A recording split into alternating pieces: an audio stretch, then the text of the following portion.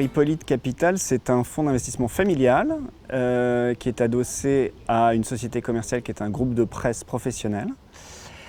Et dans le cadre d'Hippolyte Capital, un des compartiments d'investissement, c'est favoriser le financement de start-up en amorçage.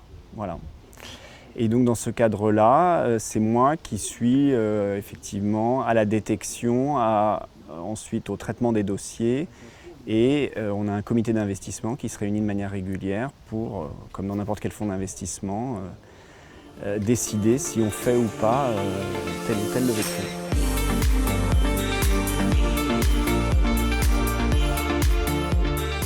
Écoute, les dossiers étaient très variés, j'ai trouvé, et donc pour un fonds tel que le nôtre qui, a priori, dans sa thèse d'investissement, n'est pas focalisé sur tel ou tel secteur, c'est toujours agréable de pouvoir avoir accès à des pitchs qui relèvent de problématiques différentes dans des secteurs différents, ce qui était indubitablement le cas en l'occurrence.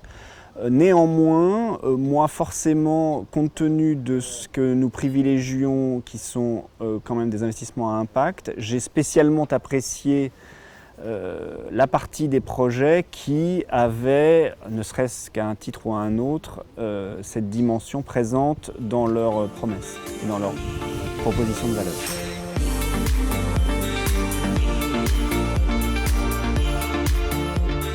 Alors, ce que j'attends de mon métier en général, mais là c'est le faire dans un cadre vraiment très agréable, c'est faire des belles rencontres en fait. Donc je trouve que les entrepreneurs sont une population tout à fait passionnante de par la chaleur et le dynamisme qu'ils mettent à exposer leurs projets.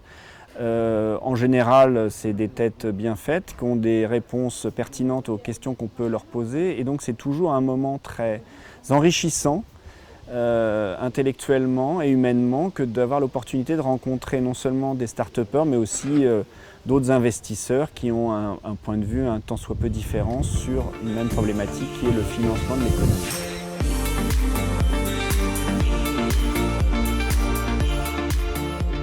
Bien, très simplement, on va sur le site hippolyte-capital.com et puis on peut laisser un message via l'adresse de contact. Et on peut laisser également un dossier ? Et on peut laisser un dossier en l'envoyant par mail sur l'adresse de contact. Et vous êtes, en général, on vous répond assez vite, même si c'est moi.